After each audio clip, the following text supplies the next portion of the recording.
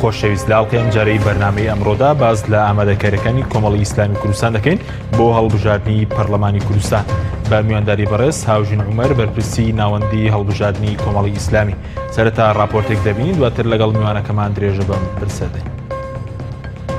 وادەی هەڵبژاردننی پەرلەمانی کوردستان نزیک دەبێتەوە و کۆمەڵی ئیسلامی ئامادەکاری تەواوی بۆ هەڵبژاردنەکە کردووە. کۆمەڵی ئیسلامی کوردستان وەک هێزێکی کاریگەری گۆڕەپانی سیاسی هەرێمی کوردستان ئامادەکاری تەواوی بۆ هەڵبژاردننی پەرلەمانی کوردستان کردووە. بۆ ئەو مەبەستەش سەرۆکی لیست و کاندیدەکانی بۆ هەڵبژاردننی پەرلەمانی کوردستان ئامادەیە و بە کارنامەیەکی بەهێز بەشداری هەڵبژاردنەکە دەکات. کۆمەڵ بە لیستی سربەخۆ بەشداری لە هەڵبژاردنەکەدا دەکات و کاندیدەکانیشی کەسانی شارەزا و لێهاتوون و دەستپاکن و جێی متمانەی خەڵکی کوردستانن. کۆمەڵی ئیسلامی جیا لە حیزبەکانی دیکە لەگەڵ ئەوەدایە هەڵبژاردننی پەرلەمانی کوردستان لە کاتی خۆیدا ئەنجام بدرێت. وەک چۆن لە ساڵی ڕابردوو لەگەڵ ئەوەدا بوو هەڵبژاردننی پەرلەمان لە مانگی 11 ئەنجام بدرێت و دژی درێژکردنەوەی ماوەی خولی چوارەمی پەرلەمانی کوردستان بوو. هاوکات لەگەڵ نزیکبوونەوەی وادەی هەڵبژاردنەکە لایەنێکی دەسەڵاتدار دەیەوێت تۆمەت و سیناریۆ بۆ کۆمەڵی ئیسلامی کوردستان و کەسایەتیەکان دروست بکات. هۆکاری دروستکردنی تۆمەتی بێبنەما بۆ کۆمەڵ و سەرکردەکان دەگەڕێتەوە بۆ ترسی دەسەڵات لە زیادبوونی پێگەی کۆمەڵی ئیسلامی لەناو خەڵکی کوردستان. ئەمەش بەهۆیەوەی کۆمەڵ نەبووتە پاشکۆی دەسەڵات وەک هێزێکی سەرڕاست ڕوبەڕوویستەم و گەندەڵیەکانی دەسەڵات بۆتەوە. ئەو پرۆپاگەندانش کۆمەڵی ئیسلامی لە ڕوبەڕووبوونەوەی ستەمکاری و تاکڕەوی دەسەڵات سارد ناکەنەوە و بەردەوام دەبێت لە پێناو بەدیهێنانی دەسەڵاتێکی دادپەروەر کە خزمەتکردنی هاوڵاتیان تێیدا سەنتەر بێت.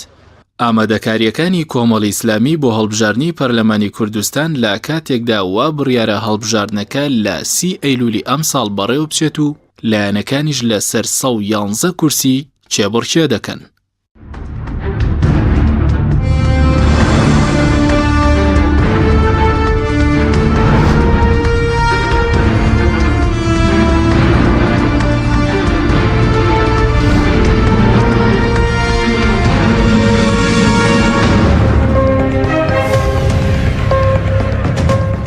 جارێکی تر سڵاوتان لەبێت بینەرانی بەڕێز کاک هاوژین بەخێر بن. سوپاس بۆ ئامادەبوونتان. بەر لەوەی کە قسە لەسەر ئامادەکاریەکانی کۆمەڵی ئیسلامی بکەین حەز دەکەم سەرنجی بەڕێزتان لەسەرەوە بزانم کە لەگەڵ نزیکبوونەوە لە وادەی هەڵبژاردننی پەرلەمانی کوردستان کۆمەڵێک سیناریۆ یاخود لەلایەن هەندێک حیزب بۆ کۆمەڵی ئیسلامی دروست دەکرێت ئەو کارەکەی بۆچی دەکرێتەوە؟ بەناوی خۆی گەورە و میهرەبان سوپاس بۆ بەڕێزتان و بۆ بینەرانی بەڕێزیش. لە ڕاستیە هەر خۆی بە تەبیعی لە حاڵەتی ئاسایش بڵین کە حاڵەتێکی نۆرماڵ بێ هەڵبژاردن تای خۆی هەیە. لە حاڵەتێکی نائاساییەک و کوردستانیشە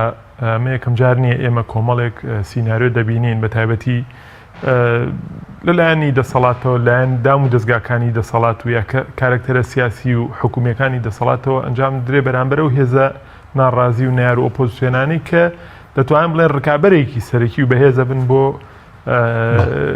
ئەو دەسەڵاتەیە بۆ ئەو هێزەی کە لە دەسەڵاتایە. ئەوەی پەیوەندی بە کۆمەڵی ئیسلامی کوردستانەوە هەیە. ئەگەر ئێستا قسە بکەین زیاتر لە دوای ئەو ڕووداوی سەر باڵەخانەی پارێزگای هەولێر پروپاگەندەکان بۆ ئەوە دەڕۆن بەستویانەتەوە بە قەزەیەکەوە کە پەیوەندی بە ئەندامێکی پەرلەمانی ئێستا و خولی ڕابردووی کۆمەڵی ئیسلامی کوردستانەوە هەیە کە ئیژ مامۆستا سەلیم شوشکەیە. ئەم شتە ڕیشەیەکی هەیە، یعنی ئەم جۆرە حاڵەتانە وەکو خۆی تەفسیر ناکرێت بێ بچیتەوە سەر ڕیشەی ئەم سیناریۆیانە. ئەوەی کە دەسەڵاتێکا لە هەرێمی کوردستان یاریەکی ئەتوانین بڵین مناڵانەیە، یعنی بەڕاستی ئەگەر ئەو دەسەڵاتە ئەوێ لە هەر هەڵبژاردنە شتێکی وا بکات لە هەر هەڵوێستێکی سیاسیە کە لە بەرامبەری وەردەگیرێ بێ سیناریۆیە دروستکات دەبێ بۆ شتی تازە بگەڕێ. ئەوەی کە خوێندنەوەی من بۆ قەزەکە چییە؟ ئەگەر بچینەوە بۆ هەڵبژاردننی 12 ئایار و پێش هەڵبژاردن هاتن لە ڕێی هەندێک وەزارەتەوە بۆ نمونە بەرنامەی بەخشینیانەوە کرد بۆ کەناڵێکی گرنگە کە کۆمەڵی ئیسلامی کوردستان ساحێبێتی و کەناڵێکە لە ناو جەماوەرە دەوری هەیە و ئەتوانێت وابکە ئەم پێگەی سیاسی جەماوەری کۆمەڵ بە قوتر بکە. دێن ئەوان ئەو کەناڵانە دەگرن ئەو کارکتەرانە دەگرن یا ئیش لەسەر و کارکتەر و خەڵکانە و ئەو تەوەر و سێکتەرانە دەکەن بۆچی کە دەبن بەمای هێز و قووەتی تۆ. ئێستا بۆ نەپارتی دموکراتی کوردستان زۆر بە سەراحەت بڵێن ئەو هێزەی دەتوانێت تەحەدی دەنگدەری هەولێر بە تایبەتی پایتەخت بکە کۆمەڵی ئیسلامی کوردستانە. ئەگەر دەڵێ کاکە خۆ هەر کۆمەڵ دەنگینە ڕاستە، بەڵام کۆمەڵی ئیسلامی کوردستان دەتوانێت دەنگی لە 2005 هەزار دەنگ بوو لە هەولێر بیگەێنێتە 8500 دەنگ ماوەی چەند ساڵێکە. ئەم جارە هیچ ڕقمێک حەقیقی نییە، هیچ کەسێک ناتوانێت ئەوە بکات کە دەنگان حەقیقین. بۆیە بەڕاستی هیچ تەسەورێک لەسەر ئەم جارە ئەوە ناکرێت. ئەگەر ئێمە سەوتیشمان نسبەیە کەمی کردووە و دەنگدەری هەرێمی کوردستان کەمی کردووە. بۆیە بەڕاستی بە تایبەتی لە پایتەختی هەرێمی کوردستانە کە هەولێرە منتیقی کاری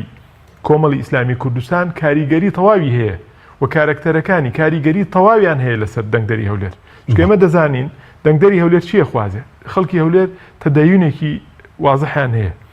فەلسفەی کارکردنی کۆمەڵ دەتوانێت لەو ناوە چۆن لە جەماوەری زۆرەوە بکە. بۆیە پارتی لە هەر هەڵبژەیەکە بژاردنێکا دێت بە تایبەت دەیەوێت لە کۆمەڵی ئیسلامی کوردستان بە، لە سومعەیە هێزە بە، لە سومعەی کارکتەرە بەهێزەکانی بە،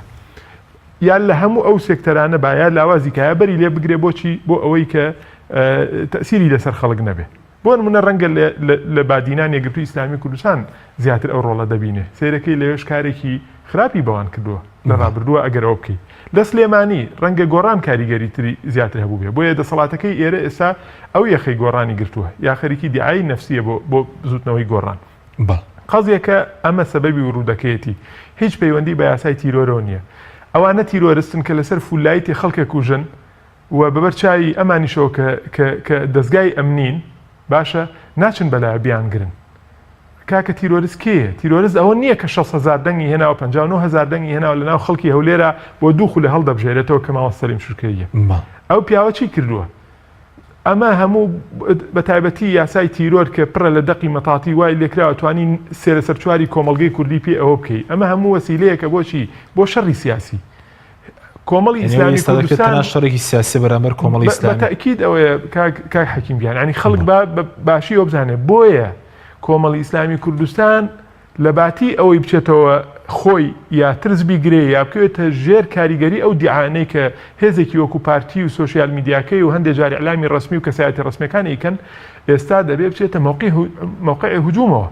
بە یاسا تەحەدی منەکەی، بە یاسا تەحەدی دەکەم. کاکە بارزانی زیاتر هەر لای عێراق لە نانی گەرمە هەمومان نەزانین کە لە شەڕە سیاسیەکەی نێوان پارتی و هەندێک هێزی سیاسی بەغدا باسییان لە 52 کەسی تیرۆرە کرد لەسەر بارزانی. باشە ئێستا بێ من بڵێم بارزانی تیرۆریستە؟ ئایا بارزانی خۆی بێتە جواب ناڵێ کاکە ئەوانە کەیسە و بۆ سراعی سیاسی بۆ من دروست کراوە؟ باشە خۆ پێشتر لەو شیروان مستەفا باشە پێیان نەوت ئەمە تیرۆریستە، ئەمە هەوڵی تەقانەوەی قونسوڵێت و بینای قونسوڵێتەکانەدا هەندێک تەسجیلاتی سەوتیان بڵاو کردەوە. باشە خێرە بەس نایرە سیاسیەکانی یەکێتی و پارتی لە وڵاتەیە تیرۆریست دەرەچن، پیاوکوش دەرەچن، مخەریب دەرەچن، نازانم کۆمەڵێ عوسمانیش ڕاستە بەڵێ کاکە بۆ سەردەشت و بۆ غێری سەردەشیش کاکە سەردەشت سیمبولی ئەو ڕۆژنامەنووسانەیە کە لەسەر دەنگی ئازاد تیرۆر کراون. دوای سەردەشت چەند ڕۆژنامەنووسی تر تیرۆر کراوە، دنیایەکی تر تیرۆر کراوە. بۆیە بەڕاستی یعنی دەتوانی بڵێ ئەم دەسەڵاتە نایەوێ یاسا سەروەر بێ و بە مەزاجی سیاسی ئیشەکە و دەیەوێت تەنانەت لە دەرکردنی یاساکانیشا ڕەچاوی ئەقڵێتی ئەمنی ئەوە بکە. یعنی بۆ منە زۆر باسی ئەو ڕووداوی ئەوە دەکرێت، ینی ئەوەی سەر پارێزگای هەولێر. کاکە هەندێک دەڵێن سیناریۆیە، ئەوان گەڕەگرناڵی کاکە سیناریۆ نیە چۆن تۆ ڕووداکیوە. باشە ڕەئی هاوژینەوەیە ئەم ڕووداوە سیناریۆ بێ هەر شەرمەزاریە، ڕاستەقینە بێ هەر شەرمەزاریە. سیناریۆ بێ هەر شەرمەزاریە تۆ ڕووداوێکی ئاوا لە ناو پایتەختی هەرێمە بۆ مەسلحەتێکی سیاسی و ئەمنی دەخڵقێنی کۆمەڵێ نەفسی تیا دەڕوات. باشە ئەمە کەواتە نەفسی ئینسانت لە ئایچێتەوە مەبەستە سیاسی و بەرژەوەندە حیزبەکە لەسەر هەموو شتێکەوەیە. ئەمە ئەگەر سیناریۆ بێ. ئەگەر سیناریۆ نەبێ بەڕاستی دەبێت ئەم دەسەڵاتە ئیقرار بۆ بکە وەک لە جانبی فەرمانڕەواییە، وەکو لە سێکتەری ئابووریا، وەکو لە کۆمەڵی مەسائلی تر ئاشکستیە، دەبێت بڵێ لە مەسەلەی مەنزومەی ئەمنیش ئاشکستم هێناوە. ناکرێت سێ گەنجی هەرزەکار کە وەک لە ڕسمەکەیان دەرەکەوێت یەک دوانێکیان نەعلیان لە پیاوی، یەکێکیان هەر دەمانچەی مناڵان جاران مناڵان لە کۆڵانە ئینیانە کرد، شەڕە تەقەوانیانە کرد، شتێکی بەدەستەوە بوو، یعنی نازانێت دەمانچەکەش بگرێ. ئەگەر ڕاستەقینەش بێ سێ کەسی ئاوا بتوانن بچنە ناو بینایەوە کە بەرپرسەکەی ڕئیسی لیژنەی ئەمنی پارێزگا کە محافظ ڕئیسی لیژنەی ئەمنیشە لەو پایتەختەیە، باشە سێ کەس بچن بەبەرچاوی هەموو عالەمەوە ئەوە بێ ئەگەر ڕاستەقینەش بێ سیناریۆ نەبێ ئەوە کاتە شەرمەزارەکە گەورەترە هەموو ئەمانەی لێرە ڕوودەدەن کاک حەکیم هەموو تای هەڵبژاردن سراعێکی نائەخلاقی نایاساییە ئەم دەسەڵاتە دەیکا بۆمان بۆ دوای لێدوانەکانی پارێزگاری هەولێریش لەبارەوەی کەندامێکی کۆمەڵی ئیسلامی کە ئێستا لە شارە زوور دانیشێ بە تیرۆریست ناساندبووی دلیلەوەی کە جگە لە شەڕێکی سیاسی تر نیە بەتاکید هەرچێتە ئەو چوارچێوەیەوە ئەو بەڕاستیەوە عیبەیەکی گەورەیە بۆ کەسێک ساڵانێکی زۆرە خۆی بە پارێزگاری پایتەختی هەرێمی کوردستان بزانێ ئەوە ڕۆشنبیری ئەو بیرکردنەوەی بێ پێش قەزا بێ حکوم بەوەی کە فلان کەس تیرۆریستەوە فلانە حیزب ئەوەیە جارێ ئەوە ئیشی ئەو نییە ئەگەر تۆزی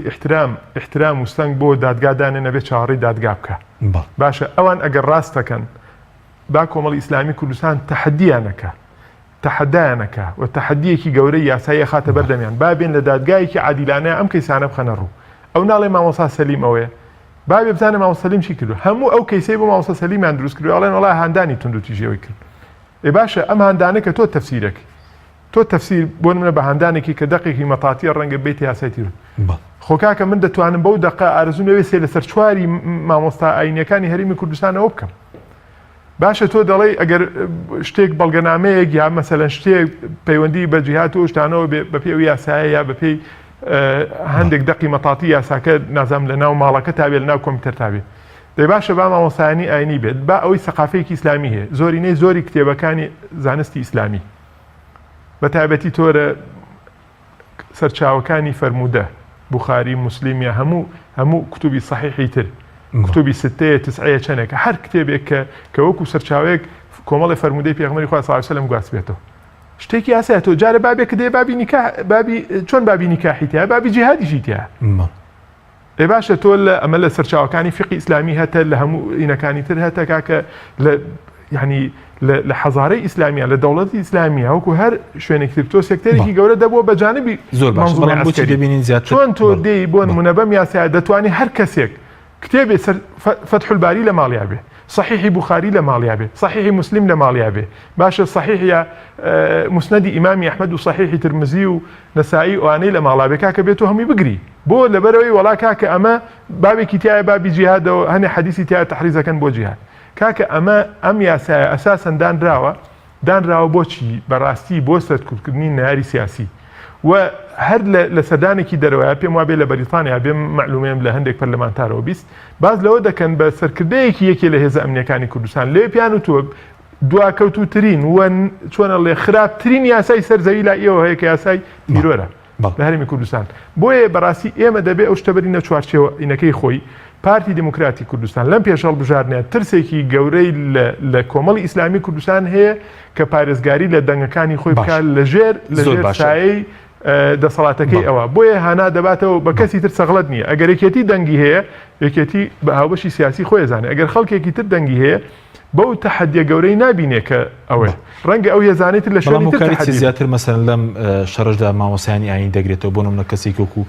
مامۆستا سەلیم کە زانای ئاینی بۆ لە هەولێر پێشتر کۆمەڵێک زانایتری ئاینیش هەر لە هەولێر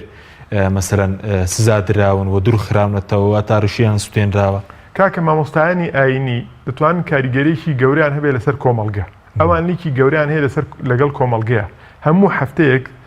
ڕیفرێشی قەناعەت و تەسەوراتی ئەو خەڵکە دەکەنەوە کۆمەڵێ مامۆستای زۆر دیار هەن طبعاً مامۆستای حەقبێژمان زۆرن کۆمەڵێ مامۆستای حەقبێژ و دیار هەن کە سەر بە تەوژمی ئیسلامین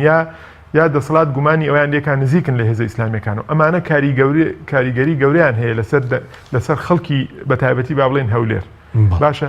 ئەمانە سەیرەکەی سیناریۆیەکی منەظەم هەیە یا پلانێکی منەظەم هەیە کە لە هەندێک وەزارەتی معنی و سەرچاوەگرێ بۆچی بەرە هەریەکان دوورەخرێنەوە لە شانۆی خوتبە و لە مینبەر و لەو شتانە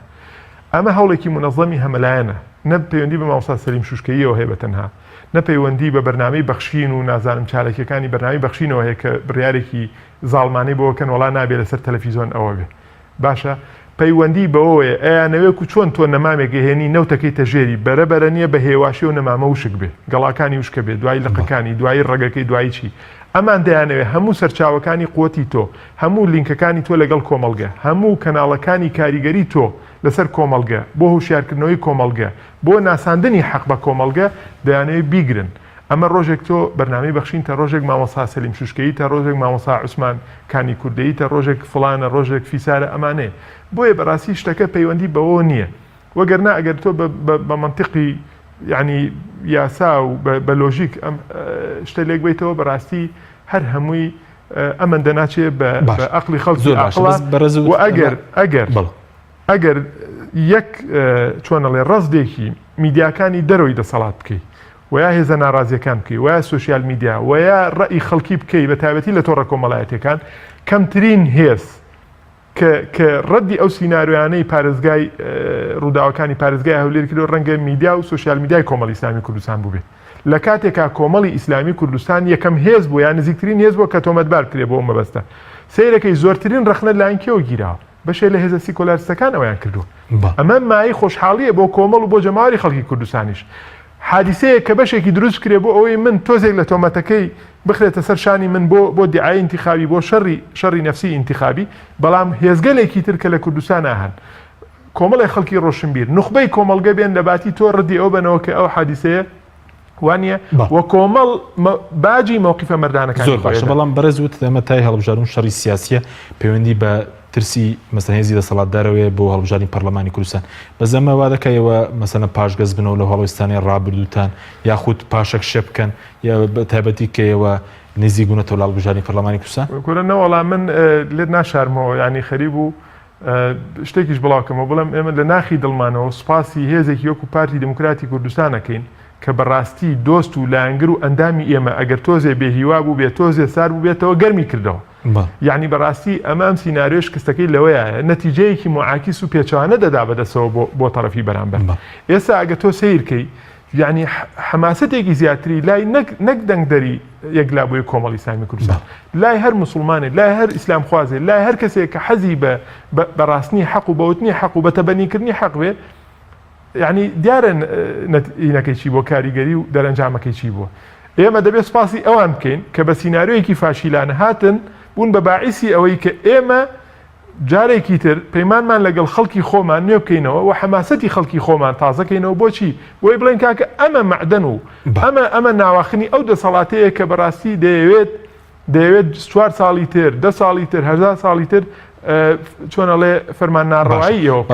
بۆ نمونە پاشکۆی دەسەڵات بوونایە و بۆنەوە دژاتی گەندەڵیتان نەکرد بە پێدوای ئەم ڕووداوانە بەرامبەر سەرکردەکانیەوە یاخود ئەم بانگش و پرۆپاگەندا نەدەبوون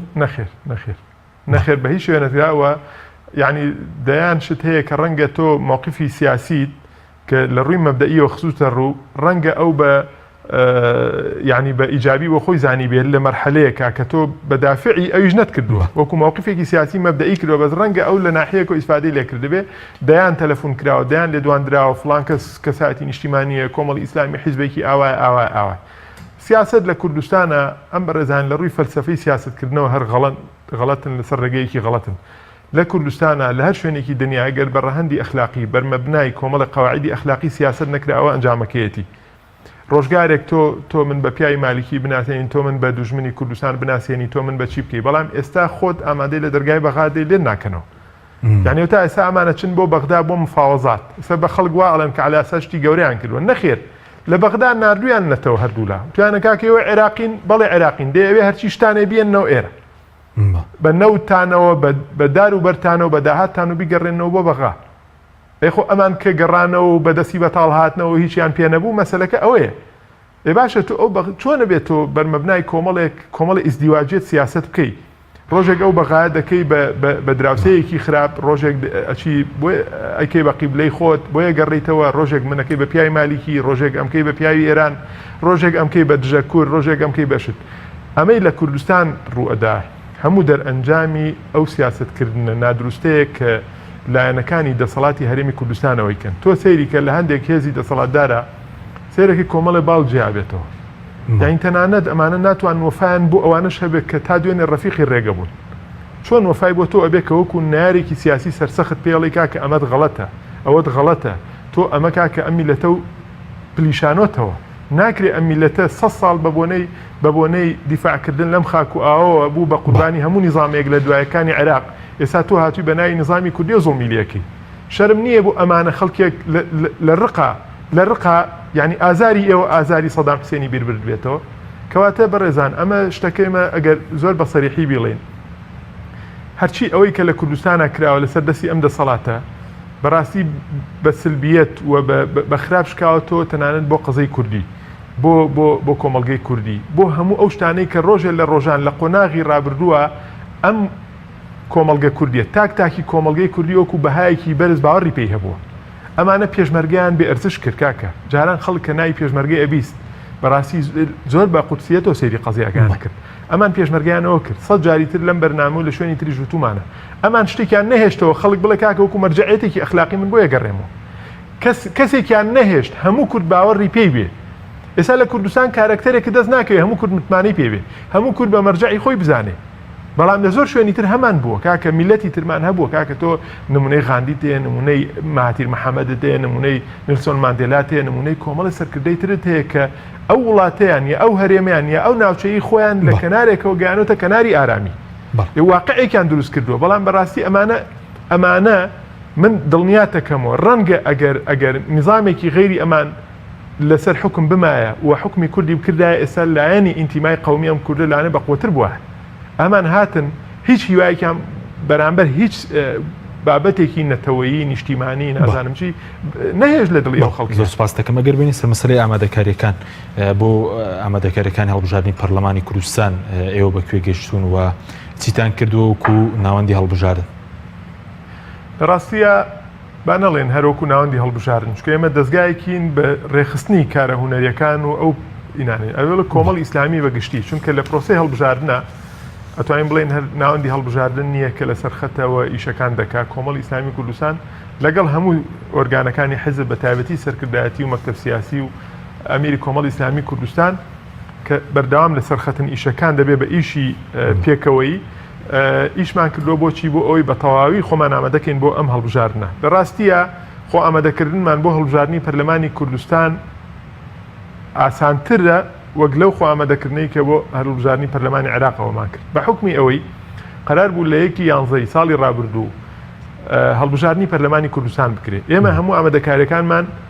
بە تایبەتی ئەوەی پەیوەندی بە پلانی هەڵبژاردن بە بودجێ هەڵبژاردن بە لیستی پاڵێوراوان ئەو کاتە هەموو تەواو کرد یعنی ئێمە بە تەواوەتی خۆمان ئامادە کردبوو بۆیە ئێستا کە ئەو هەڵبژاردنە نەکرا و ئێستا قەرار وایە بکرێت لە سینۆیاوە ئێستا ئامادەکاریەکانی بێ ئێمە کۆمەڵێک ئیشی کەمتر دەکەوێتە سەرشانمان بۆیە ئەتوانین بڵێن بە خۆشحاڵیەوە ئەمڕۆ کۆمەڵی ئیسلامی کوردستان یەکەم هێزی دیار بووە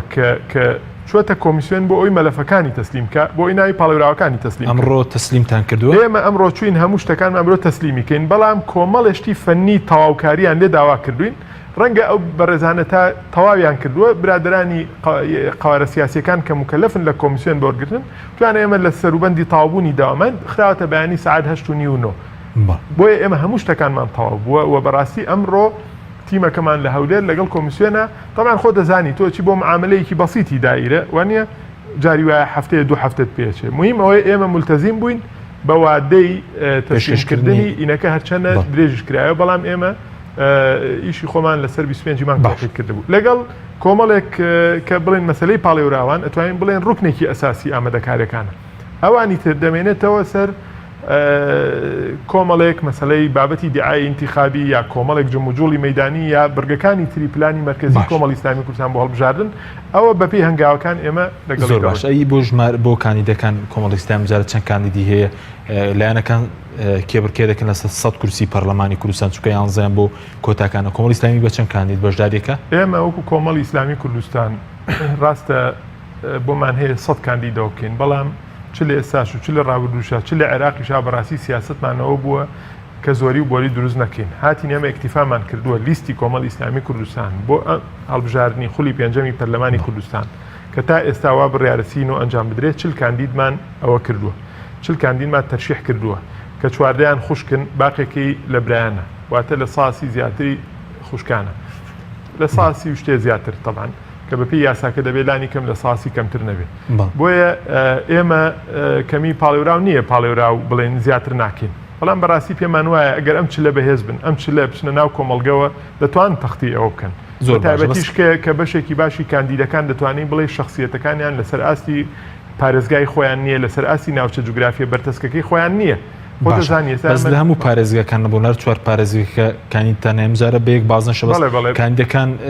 لەسەر چ بنەمایەکیش دیاری کراوە بنەماکان ساناترین بنەمای جوگرافیە تۆ کە هەڵبژارن دەکەی لە چوار محافەزەیە بە هەڵەبجەشەوە طبعاً دەبێت لە ڕووی جوگرافیەوە ئەو نەفرانە دابەش بوو بێتن بەسەر ئەو چوار محافەزەیە نەکە مرکزی محافظەکان طبعاً تۆ قەزا و ناحیە هەیە ئیداراتی ترێ ئیدارەی گەرمیانت هەیە ئیدارەی ڕاپەڕینت هەیە ناوچەی گەورەترت هەیە کە تقریبان ئەتوانین بڵێن نیمچە محافظەن لە ڕووی اختصاصەوە دابەش بوون بەسەر زۆرینەی زۆری اختصاسەکانە و خۆتەزانی کۆمەڵگەی کوردی دەنگەدا لە هەڵبژاردنە کۆمەڵگە دەنگەدا ئەوانەی کە ئەتوانین بڵێ سنی قانونیان تاو کردو ئەم کۆمەڵگەیش هەموو ئینتیمایەکی تایە هەموو جۆر و تەخەسوس و هەموو خاوەن خولیایەکی تایە ڕەنگە کەسێک هەبێ بە کارکتەرێکی بۆ مامۆستایەکی ئاینی مرتاح بێ دەنگی پێ بە یعنی ئەگەر کەسێک لە ناو لیستەکەتان نەبێ زۆر حەماسی نەبێ ڕەنگە کەسێکی تر دەنگ بە کەسایەتیەکی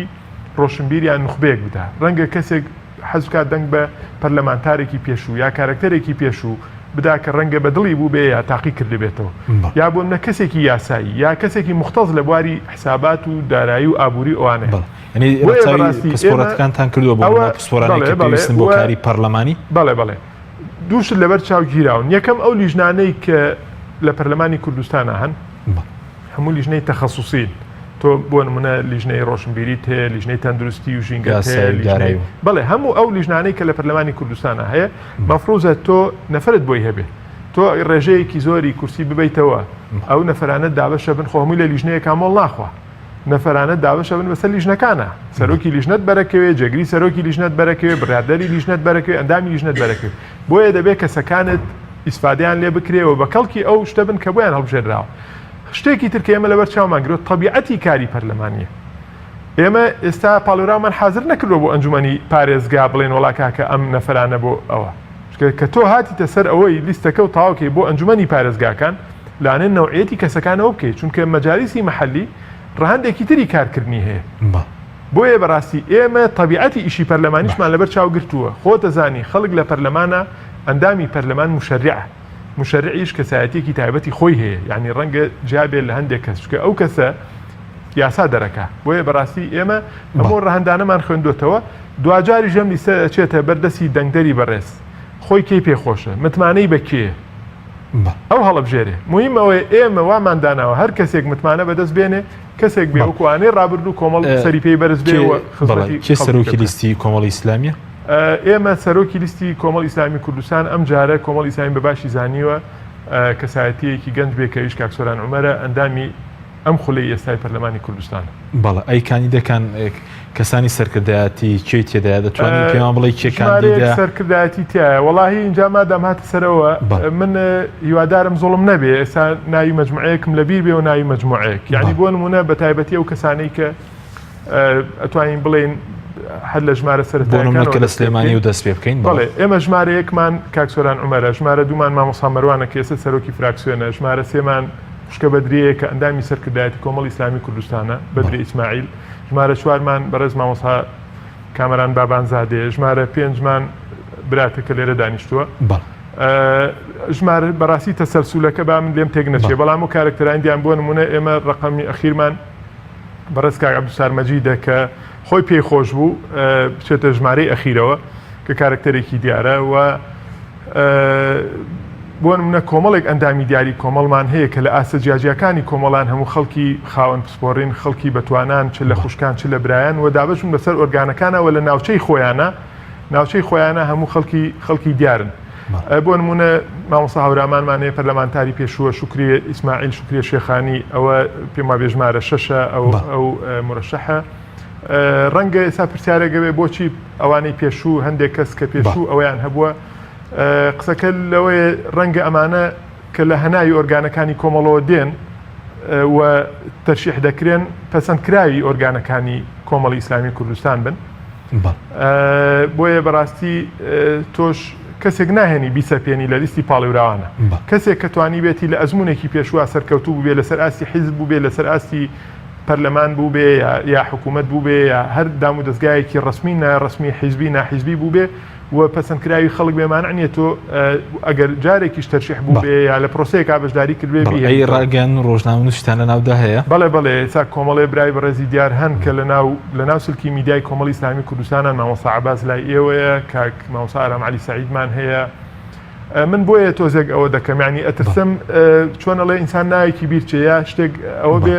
زۆڵم بێ ناچارم نەکەی بەڕاستی منێکێک لەوە حەزمەکرد ناوی خۆشم نەڵێ ئەی بۆ هەولێر چکە خەڵک چاوەڕێوێ ناوەکان بزانێ ئێمە لە هەولێر مامۆستا عوسمانکانی کوردەیمان هەیە کە کەسایەتێکی ئاینی دیارەوە کەسێکیشە ڕۆژە لە ڕژان بەر هەڕەشەی ئەم دەسەڵاتە کەوتووە کە لەبەرەوەی قسەکانی کاریگەر بووە تەسیری هەبووە لە هەولێرە پێم وابێ لە وتاردانیش دوورخرایەوە لە ماوەی ڕابردووە ئەو مرەشەحە لە بادینان دوو برای بەڕێزمان هەیە دکتۆر عیسا سدیقمان هەیە کاکسوارمان هەیە و ڕەنگە ئێمە هەوڵماندا بێ لە هەندێشن یعنی بەڕاستی وەکو من لێت ناشارمەوە هەندێک شتەیە پەیوەندی بەلایەنی حسابیەوە هەیە ئێمە بۆ نمونە لە بادینانەمانتوانی ئەوە بێ لە هەندێک دەڤەرە توانی ڕێژەی ئەوەتر بێ بەڵام کە تۆ حەزەکەی پاڵێوراوەکانت دابەش بن لە ڕێجوگرافیەوە بەڕاستی ڕەنگە حیکمەتیش لەوەیە بێ یا چۆنەڵێ کار ئاسانی بۆ ئەوان ئەوەیە نێڵی دەنگەکانیان پەرد بێ یعنی بۆ نمونە ڕەنگە بیتوانێت شوێنێکی وەکو بادینان بتوانێت 3 4 5 کاندیدی هەبێ بەڵام خۆ لە بەرژەوەندی خۆی نییە تۆ کاندیدەکانی زۆر بێ دەنگەکانی بڵاو بێتەوە بۆ ئەوی وا خۆشە با من لە پەرلەمانی داهاتووە بۆ نمونە پەرلەمانتارێکی بادینانم هەبێ پەرلەمانتارێکی محافەزەکانی ترم هەبێ یعنی هەوڵمان داوە کارێک بکەین کە چۆنەڵێ لیستێکی محکەم و لیستێکی خاوەن کەسایەتی وەلێشت ناشارمەوە مەرج نییە هەر لیستێکی پاڵێوراوان هەر هەمووی لە یەک ئاسی کەسایەتیە بن ئەوەی کە لای شەریحەیەک لە کۆمەڵگەیان ناسراوە ڕەنگە لای شەریحەیەکی ترێکێکتر مەرغوب بێ وەکو پێم وتی بۆیە ئێمە هەوڵمانداوە بۆ هەموو شەریحەیەک کەسایەتی دیاری تیابێ لە هەر مەجالێکا دەیگری ئەوە تقریبان طبیعەتی ئینەکەی ئێمە لە کاتی خۆشیە ئیشاڵا ئێمە یعنی بۆیە بەڕاستی ڕەنگە هەمووی ئیعلان نەکەین یا بەژمارەوە نەبادا بەشێکی ببێ بەچی بەشێکی بێ بە ڕیکلامی هەڵبژاردن یا تاانێکی هەڵبژاردنمان لێبن بڵێن ئەمانە ڕیکلامی پێشۆختەکە بەڵێ سوپاس دەکەین ناوبڕێکمانێت دوای دیگەڕێم وڵای بەرز وەڵە بینێرانی بەرز ناوبڕێک بوو دەگەڕێنەوە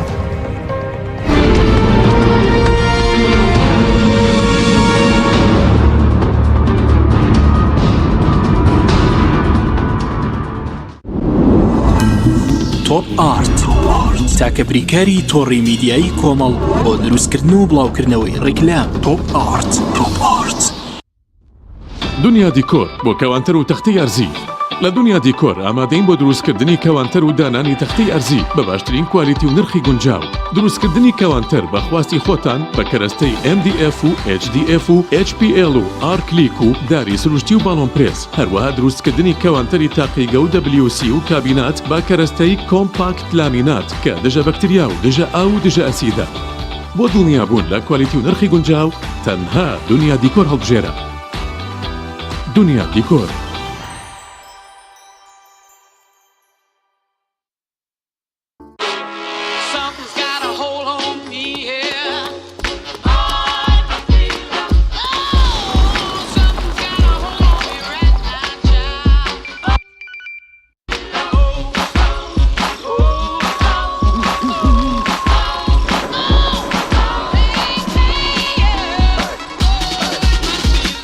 Introducing the LG G6, the big screen that actually fits in your head. فانسینێت خێراترین هێڵی ئینتەرنێت بە داوەلۆندی بێسنوور ئێستا لە خزمەت کڕیاراندایە فانسینێت جۆرەها کارتی پڕکردنەوەی بۆ ئامادەکردوون کە سەرجەمیان داوەلۆندیان بێسنوورە بۆ ماڵ و شوێنە گشتیەکان کارتی 9,000 دیناری بۆ ماوەی 1 هەفتە کارتی 7,000 دیناری بۆ ماوەی 15 ڕۆژ کارتی 30,000 دیناری بۆ ماوەی مانگێک کارتی 40,000 دیناری بۆ ماوەی مانگێک و بە خێرایی زیاتر کە تایبەتە بە یاری ئۆنلاین هێڵی فانسینێت لە ڕێگەی ئامێرێکی تایبەت کە لە سەرباندا دەنرێت وەردەگیرێت و لە ڕێگەی گێنەرێک بۆ ئامێری بڵاوکردنەوە لە ناو ماڵەکەت یان شوێنی کارەکەت کاری پێدەکرێت ژمارەی تەلەفۆن 0 224 75 74 یان 0 194 36 37 فانسینێت تۆپ ئارت تاکە بریکاری تۆڕی میدیایی کۆمەڵ بۆ دروستکردن و بڵاوکردنەوەی ڕیکلام تۆپ ئارت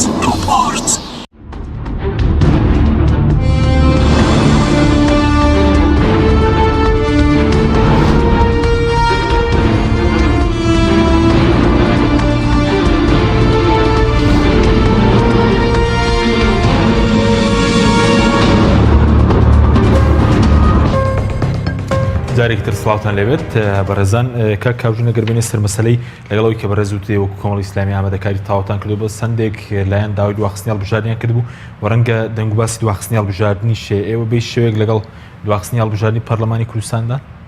ئێمە ئەوەندەی لەگەڵ کۆمیسیۆن کۆنتاکتمانەیە و لەگەڵ هەندێک هێزی سیاسیش ڕەنگە تەداولات یا ڕاگۆڕینەوەمان هەبێ هیچ هێزێک تا ئێستا بەڕاشکاوی ناڵێ من لەگەڵ دواخستنی هەڵبژاردنم بەڵام طبعا ئێمە بە حکمی ئیشەکەمان بە حکمەوەی لە کاری حیزبی و سیاسی و یعنی توانین تحلیلی خطابی سیاسی و موقفی سیاسیش بکەین هەندێک هێز دیارە کە بە ئیشەکانیانە دیارە کە حماسیان نییە بۆ بەشداریکردن لەم هەڵبژاردنەیە یەکێکن لەو هێزانە نەخێر ئێمە ئەگەر بە قسەی ئێمە وایە ئێستا نزیکی دەمان پێش ئێستا هەڵبژاردننی پەرلەمانی کوردستان بکرایەکی یانزە خۆتە زانی ئەگەر یەک تۆ زاکیرەمان بەرینەوە بۆ ئەو سەردەمە لە سەردەمی بابەتی ڕێفراندۆمایمە دەمانوت کاکە باشە ڕێفراندۆم بکەن بەڵام بیخەنە دوای هەڵبژاردننی پەرلەمانی کوردستان بۆی پەرلەمانێکی کارا و ئەکتیڤ و تازە بێت بڕیار لەوە با بە چ شێوە شێوازێک و ڕێفراندۆمە بکە بەدەست ئێمە بێ بەڕاستی نەک ئەوە وەکو پێشتر لە سەردەمی چۆن لە سەرۆکاتی دکتۆر یوسف و سکرتێری شێخ فەخرەدین قادرە لە پەرلەمانی کوردستان لە پرۆژەیەکە تەئیدی ئەو تعدیلەمان کردبوو کە دەبێت تعدیلی هەشتەمی یاسای پەرلەمانی کوردستانێکی لە بڕگەکانی دیاریکردنی ڕۆژی هەڵبژاردن بێ بە پێی یاسا یعنی لە 4 ساڵا بۆ نەتۆ ئەڵێ پێنجشەممەی ئەخیری هەر 4 ساڵێک جار وەکو چۆن لە زۆرێک لە وڵاتانە هەیە لە زۆر شوێنی تریش و تومانە بۆچی بۆ ئەوەی کە بەڕاستی ڕۆژی هەڵبژاردن بە یاسا دیاری کرابێ و هیچ هێز و دەسەڵاتێک کە هەبوو و باڵادەست بوو لە هەرێمی کوردستانە و قەراری سیاسی بەدەست بوو ئامادە نەبێ ینی یا نەتوانێ چۆن لێ بۆ مەسلحەتی خۆی ڕۆژی انتخابات دیاری بکە بۆیە کۆمەڵی ئیسلامی کوردستان ینی شەڕی لەسەر ئەوەیە کە هەڵبژاردن لە خولی خۆیان بکرێ و ینی پەرلەمان و هیچ دەستگایەک نەکەوێتە ئینیاسایی ئەوەی کە ئێستا بۆ نمونە هەتا تەنانەت زۆرێک لە پۆستەکان لە هەرێمی کوردستانە کە بۆکالە دەبرن بەڕێوە مەسەلەکە چییە مەسەلەکە ئەوەیە تۆ ئەمانە لە قۆناغی تازە دەترسن بۆی خەڵکێکی تر نێ بێ بە میراتگر ئێمە دژی ئەو تەسەورێن دژی ئەوە ئیشمان کردووە بەڵام وا دەرەکەوێ هێزی سیاسی هەبێت لە کوردستانە مەسلحەتی لەوە نەبێت کە هەڵبژاردن لە سینۆیا بکرێ ئێمە کە حەق نەدەین بەوە حەقیش نادەین بەوە کە دیسان و مەسلحەتیشی لە سینۆیە ئێستا پارتی دموکراتی کوردستان کە ئەو ڕۆژەی دیاری کردووە سینۆ وا دەرەکەوێ پرسی بە هیچ لایەنێکی سیاسی نەکردبێ یعنی ئەوەی کە دژایەتی ڕۆژەکە دەکا کە ڕەنگە لەسەر حەق نەبێ و ئەوەشی کە هەڵبژاردن یا دیاریکردنی ڕۆژی هەڵبژاردن دەبەسێتەوە بە مەسلحەتێکی سیاسی و حیزبی خۆیەوە ئەوەش لەسەر حەق نییە بۆیە ئێمە دەمانەوێت پێشتر بە یاسا ئەومان ئێگلا کردبێتەوە کە ڕۆژی هەڵبژاردن کێ بۆی ئەو زروفی من بوو زروفی تۆ بوو یا بۆ نمونە خەڵک متمانەی بە من زیاتر بوو یا بە تۆ زیاتر بوو کەسمان دەسەڵاتی ئەومان نەبێ یاری بە موعیدی انتخابات بکەین بۆیە بەڕاستی ئەوەشی کە هەڵبژاردن دوا ئەکەوێ یان ناکەوێت ئەوە لای ئێمە نییە و بەڕاستی نەبۆ دیاریکردنی ڕۆژی هەڵبژاردن ئەوە تاخیرکردنی ئەم دەسەڵاتە سیاسیە پرسی بە ئێمە نەکردووە ئەوەی کە هەیە لە سەفقەی سیاسی تا ئێستا بین یەکێتی و پارتی یەکلا کراوەوە یەکلاکرێتەوە و چاوەڕێژ دەکرێت ئەگەر بڕیاری تەسبیتکردنی ئەو موعیدە بدرێ بڕیاری هەڵۆشانەوەی بدرێ هەر لە کۆبوونەوەی هەردوو لابێ چونکە تا ئێستا ئەوان لە حکوومەتە بڕیاری دیاریکردنی ڕۆژی هەڵبژاردنیان بەستۆتەوە بە دەسەڵاتی خۆیانەوە باز لەوە دەکرێت کە ڕەنگە ینی احتیمالی دواخستنی هەیە چونکە کۆمەڵێک شت هەیە ینی بۆ نمونە کۆمیسیۆن زۆر تاکید لەوە دەکەنەوە کە هەڵبژاردن دەکرێت بەشێکیان بەڵام کە سیر دەکەی هەر کۆمیسیۆن خۆی ینی ئەو جەدوە لە زەمەنەی داناوە کاتەکانی زەحفی کردووە بۆنە کۆمەڵێ پرۆسە هەیە لە مانگی 5 دەوایە بکرا بەڵام لە مانگی 6 کراوە کۆمەڵێ پرۆسە و هەنگاوی تریان مانگی 6یان بۆ دیاری کرا بەڵام کەوتوتە مانگی 7 ڕەنگە کۆمیسیۆن ئێستا بۆ نەفەسەوە ئیشەکە و ئیشی باشیشیان کردو بۆچی بۆی هەڵبژاردن لەو کاتەیە بکرێت بەڵام دوجار بڕیار لای ئەوان نییە ئەوان هەموو شتێک نین یعنی هێز هەیە دەسەڵاتی هەیە بەسەر ئەوەی کە بەشێ لە کارەکانی کۆمیسیۆن تعتیلکە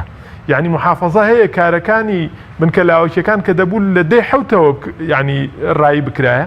تا ئەم دەقیقەیەش بە شێوەیەکی گشتی کارەکانی نەکەوتۆتە سەر پێی خۆی کە ئەمڕۆ 26 مانگە یعنی ئەوە نزیکی 16 ڕۆژ تێپەڕیوە لەو ماوەی دیاری کراوە هێشتا ئەوە نەکراوە بۆ لەبەروی دەسەڵاتێکی سیاسی هەیە لەو منتیقەیە ڕەنگە جارێ حەزی بە هەڵبژاردن نەبێ یا بیوێ لەگەڵ تەرەفەکەی ترا ئەم هەڵبژاردنە یا ئەم مماتەڵەکردنە بکا بە کارتی مفاوەزات بۆ بەدەستهێنانی کۆمەڵی مەسلحەتی سیاسی ئەگەر بینە سەر مەسەلەی قۆناغی نوێکردنەوەی تۆماری دەنگدەران تا چەندێک گرینگە هاوڵاتیان سەردانی ئەو ناوەندانە بکەن بۆ دۆزینەوەی ناوەکانیان بۆ دڵنیابوونیان بڵێ طبعاً ئەم قۆناغی کە دانراوە من کە لاوچیانە کە کراون تۆ لە هەرێمی کوردستانە تۆ بەشداری دەنگدان بکەی یان نا مەفروزە بەڕاستی ئینسان بە تایبەتی هەندێک شەریحەیە بچێت لە یەکێکی ناوەکەی بکە کەسێکی مردووە مەفروزە بچێ ناوەکەی بکوژێنێتەوە و لەم تۆماری دەنگدەرانەیە کە ئێستا لە بنکەلاوەکیەکان هەیە کۆمەڵێ شت کراوە با خەڵک بەبەر ینی ڕوون بێلای بۆ نمونە کۆمەڵێ شەریحەی زۆر هەن ناوەکانیان سڕ کراوە یعنی وەکو پێشوو نەکراوە ناوەکە بهێڵدرێتەوە تۆ بڵێ لە هەموو حاڵەتەکانە ناوم ماوە بۆ نمونە ئەوەی ئێمە لە کۆمیسیۆن ماوەرگرتووە لە هەرێمی کوردستانە زیاتر لە 8,000 ناو هەن ئەوانیان معاشیان لەسەر 1,500,000 کە پیانە وترێ موچەی پلە باڵاکان ئەمانە بایعیان بڕاوە ئەمانە بایعیان نییە ئەمانە ناویان سڕ کراوە لە تۆماری دەنگدەرانە واتە ئەگەر ئەمانە نەچن ناوەکانیانەوە نەکەنەوە بۆیان نییە دەنگ بن ئەو 8,000 کەسە بۆچی چونکە بەڕاستی بایعی یا ئەم ناوانە لە کۆمپانیای خۆراک وەرگیراوە کراوە بە ئەسڵ بۆ تۆماری دەنگدەران دوایی ئیشی تیا کراوە مەسەلەن ئەو ناوی مردووی کە هەبوو بێ و بەردەست بوو بێ سڕاوەتەوە ئەو ناوەی کە دووبارە بێ سڕاوەتەوە یا ئەو ناوی ئاوارە بێ سڕاوەتەوە بۆیە بەڕاستی یا بۆ نمونە ئەوانەی کە دەبن بە 18 ساڵ ئەو کەسەی کە تا سینۆ دەبێ بە 18 ساڵ تا سینۆی ئەم ساڵ ناوەکەی ئیدراج کراوەتە ناو ئەوە ڕەنگە خەڵکێکی تر هەبێ غەڵە لە ناوەکەیە هەبێ یەکەم جاریشی بێ دەنگ بە ئێکا کە بۆ ئەم جارەش نەوێ بۆ جاری تر بێتەوە بێ بچی ئەوە بکەیت چکەم تۆماری دەنگدەرانە ئەکرێ بە ئەساسێکی باش و ئیشیان لەسەر کرد زۆر باش بەڵام کاکەلوونەگە کۆمەڵی خەڵک بڵێ ئەوە تەزویر کراوە جۆرێک لە بێ ئومێدی ڕووی لە هاوڵاتیان کرد بڵێن گۆڕانکاری دروست ناکرێت بۆ هەمووێ نەچن بۆ نمونە ئێستا ناوەندەکان ئەوەی کە خەڵک دەیڵێ ئێمە پێچوانەی نین چونکە ئەو خەڵکە نەحەقی نییە مەسەلەن بێهیوابوون یاشتێ بەڵام قسەی ئێمە لە دوای بێهیواییەکێ ئێمە چەند شتێکەڵین باشە ڕێژەیەکی زۆر وابزانم 30,000 چەندێکە ئەگەر غەڵەت نەبم ڕقەمەکان ڕێژەیەکی زۆر هەیە ناوی دووبارە و لێکچوون لە بینی محافەزەکانە ئەمانە سڕ کراون ئەمانە بۆیان نییە دەنگ بن ئێ لەوانەیە بەناحەقی سڕ کرابێ ئێتۆگە دەنگیش نەدەی نابێ بچی ناوی خۆت بە حەقیقی بخەیتەوە ناو تۆماری دەنگدەران باشە کەسێک کرد ئەوە بۆ ئەوەی لە بری نەچن دەنگ بن ئێ بڕۆ ئەم مردووی خۆت کە بە ڕسمی لە دەوڵەت تا کوژانتە تۆ بڕۆ بیکوژێنەرەوە چونکە بەڕاستی ڕێژەیەکی زۆر مردوو هەیە نزیکی پێم وابێ 24,000 یا 36,000 شتێکی ئاوە 1414 مردویان تا ئێستا توانیەوە بسڕنەوە ئەزانی بۆچی چونکە دەوائری حکومی تا ئێستا ئیشیان بۆ ئامارە ڕسمیە نەکردووە یا معلوماتی تەواویان نییە لەسەر مردوەکان ئەگەر هەشیان بێنیان دابێ ئەوە بەڕاستی خیانەتێکی گەورەیە بەڵام تا ئێستا نەیانداوە بە کۆمیسیۆن ئەزانی بۆچی کۆمیسیۆن نەسڕیەوە ئەڵێن ئەمە بۆ ئێمەیان شەرح کرد ئەڵێ لای حکوومەت ناوی سیانی مردوەکە هەیە لەگەڵ ڕۆژی وەفاتیە ئێکە بە ئەم ناوەسیانیە بۆی دەگەڕێی ئەڵێ ناوی مردوو هەیە 570 ناوی هاوشێوەی خۆی هێنێ ناکرێت بۆ ناوێتەوە 560 ناوی تر بسڕیتەوە بەڵام کۆمەڵی حقیقت کۆمەڵێ ئەرقام هەیە کۆمەڵێ چۆنەڵێ داتا هەیە مەفروزە لەگەڵ ئەو ناوی وەفات کردووە هەبووە بۆ نمونە ڕقەمی فۆرمی بایعیەمانە ئەمانە بە ئاسانی ئەتوانین بیسڕنەوە بۆیە ئەگەر تۆ کەسێکت مردووە بۆ ئەوەی سبینێ جهتێک نەچێ ئەم ناوەی استیغلالکە تەسکەرەیەک دەرکا بۆ یەکێکتر یا ناوی ئەوانەی کە لە سەرونەوە ساڵەوە خەڵکێک ڕێژەیەکمان هەیە ئێستا سەرونەوە ساڵیشەوە لە ژیانیشایە و توانای دەنگدانیشیە ناوی ئەمانە سڕ کراون بە فایلێک جا کراوەتەوە ئەگەر ئەم کەسانە ناویان تازە نەکرێتەوە نەچن ئیسپاتی وجودی خۆیان نەکەن ئەم ناوانە بۆیان نییە دەنگ بن ئەمانە هەمووی ڕێژەیەکی زۆرن وەژمارەی دەنگدەری ڕاستەقینەی کەم کردوێتەوە لە ناو تۆماری دەنگدەران بۆیە من شتێکی تری شەڵێم ئەمە ناحێفەنیەکە بۆ مەسلەی بێهیوایی کاکئینگان ئێمە سەیری ئەم دەسەڵاتەکەین یەکێتی و پارتی ئاڕاستە ئیشکردنیان چۆنە چۆن ئەوەی لە پەرلەمانی عێراقیان کرد ئەیان نوێ بە هەر بارێکا بووە ئۆپۆزیسیۆن هێزی ناڕازی ژمارەی کەم بێتەوە و کاریگەری کەم بێتەوە لە خولی تازەی پەرلەمانی کوردستانە بۆ ئەوەی چیان دەوێت ئەوەی بکەن باشە خەڵکی هەرێمی کوردستان من دەزانم ناومێدی من دەزانم ئەوەی بەڵام ڕەوانەوەی ئەم ناومێدیە بەرگرتن لە تەزویر بەرگرتن لە زوڵم و زوڵماتی ئەم دەسەڵاتە کوردیە بەشێکی لەسەر منە بەشێکی لەسەر تۆیە ئێمە شەڕی شەو ڕۆژمانە بۆچی بۆ ئەوەی تەنانەت بە ڕێکارە فەنیەکانیش بتوانین تەزویر کەم بکەینەوە ئێمە ناڵین تەزویر بنە بڕەبێت بەڵام چیمان پێکرابێ هەوڵمان داوە بۆی تەزویر ئەوە نەبێ چکە ئێستا سەر ڕای پاکردنەوەی تۆماری دەنگدەران کۆمەڵێ خەلەلی گەورەتر هەیە کە دەتوانن ئەمانە تەزویری پێ بکەن یەکێک لەوانە چۆن وا بکەین دەنگدانی دووبارە حەلکەین تۆ منتیقەیەک لەبەر دەسایە تاکە هێزی دەسەڵاتدار و خاوەن میلیشای لەو منتیقەیە دەتوانین دەنگی دووبارە بی ئێستا بۆ گەڕین چۆن پێشنیارە بینە کۆمیسیۆن وەقسەیان ببڕین بۆ ئەوەی ئێمە کارێک بکەین کە دەنگدانی دووبارە لە هەرێمی کوردستانە نەمێن یا کەم بێتەوە لە برێوی کەسێک کە دوو دەنگ و سێ دەنگ و دە دەنگەدا یعنی ئەگەر 1000 کەس ئەمە پیشەیەتی ئەوەکە با بێ بە 100 کەس بۆیە بەشێکیشی ئەی هاوڵاتی بەڕێز لەسەر تۆیە چۆن هاوکاری ئەم هێزە ناڕازیانە بکەیت باشە ئەگەر ئەم هێزانە نەمێنن وەزعی تۆ چیترە بێ وەزعی تۆ خراپترە بێ ئێمە یەک داوامان هەیە بەڕێزان ئێمە چیمان پێکرا بۆ خزمەتی ئەوە کردمان ئەگەر هەوڵەکانیشمان نەتیجەی نەبوو بێ پەیوەندی بەوە نییە ئێمە شکستمان هێناوەیە ئەمە لاواز بووین پەیوەندی بە معادلەیەکی ڕەنگە ئیقلیمی دەولی گەورەترەوە هەبێ کە ئێستا لە مەنتیقەکە ئەگوزارێ ئێمە شەو ڕۆژمان خستە سەر بۆ ئێوە هیواداری نۆک چۆن لە 12:05 وەفاتان نوان ئەم جارەژی ئێوە بڕۆن ئەم هێزانە بێ ئومێد مەکەن لە پشتیان بوەستن چونکە وەڵڵاوە بیلاوە تەڵاهی ئەگەر ئەم هێزە ناڕازیانە نەبن بەڕاستی وەزعی کوردستان هاوڵاتی کوردستان دەکەوێتە ژێرباری مەسڵەمەتێکی زۆر گەورەوە ئێمە جاری وایە کۆبوونەوەیەک دەکرێت سی کەسی بەناوی هێزی سیاسی بەناوی کەمایەتیەوە دانیشتۆ بەڵام کە قسە دەکرێت بە تەنها سەرنجیان دەڕوا بۆشی بۆ قسەی کۆمەڵ بۆ قسەی گۆڕان بۆ قسەی ئەگرتو مەزن بۆ قسەی هاوپەیمانی بۆ لەبەر ئەوەی یعنی قسەی ئەمانە وەرەگیرێ ئەمانە دەتوانن وەکو ڕکابەری سیاسی لە هەرێمی کوردستان ئەوە بکەن کاتمان کەم ماوە قسەکە ئەوەیە ئێمە بەڕاستی نابێ خۆمان تەسلیمی ئەوە بکەین ئەم بێ هیواییە مستەنەعە ئەم دەسەڵاتە دروستی کردووە بۆی تۆ لە ماڵەوە دانیشی ئەوە بکەیت کام وایە دەنگدەری بەڕێزەوە بکە و بۆ ئێمەی ئیسلامی زیاتر مەسئولێتێکی گەورەیە چ ڕوانگەیەک بۆ دەنگدەری ئیسلامی کاکە مەشروعی ئیسلامی ئێمە خۆمان طبیعەتی ئیشی خۆمان تێگەین ئەم ئیشە کاری ئیسلامی بە سیاسیەوە بە داعویەوە بە خێرخوازیەوە بە ڕۆشنبیریەوە هەر هەموویەکو ئەرکێکی ئیسلامی جێبەجێیەکەین ئێمە شتێکمانەیە پێوترێت پرۆژە و کاری ئیسلامی ڕابوونی ئیسلامی دڵنیاتانەکەمەوە دەنگدەری ئیسلامی بەڕێز ئەگەر تۆ ناچی پاڵی لێ دەدەیتەوە ناچی بەدەم ئەوەی کە تۆ بەشدارێکی کارا بکەیت بەڕاستی تۆ دەبیتە مایی لاوازکردنی ڕابوونی ئیسلامی کاکە ڕابوونی ئیسلامی وەکو هێزێکی تری سێکۆلار نییە ئەگەر بۆ منەسبێنێ لە دەسەڵاتی شانەما کارکتەرەکانی لە ڕووی فکریەوە لەگەڵ کەسێکی دەسەڵاتە کێشەی نەبێت یعنی هەر نمونەی کەسێکی وەکو مامۆستا سەلیم شوشکەی بێنەوە وەڵا دەسەڵاتی ئیسلامی لاواز بێت لە هەرێمی کوردستانە قوارەی ئیسلامی بە سیاسیەوە بە دەعویەوە چیەوە لاواز بێ پێگەی بچووک بێتەوە بە شەو ڕۆژێکەمان خۆن هەزار یاسامان بۆ دەرەکەن دینداریشمان لێەوەکەن ئێستا گەورەترین لەو لاوە دێن ڕوخسەتی زیاترە درێ بە بار و نادی و شوێنێ خراپ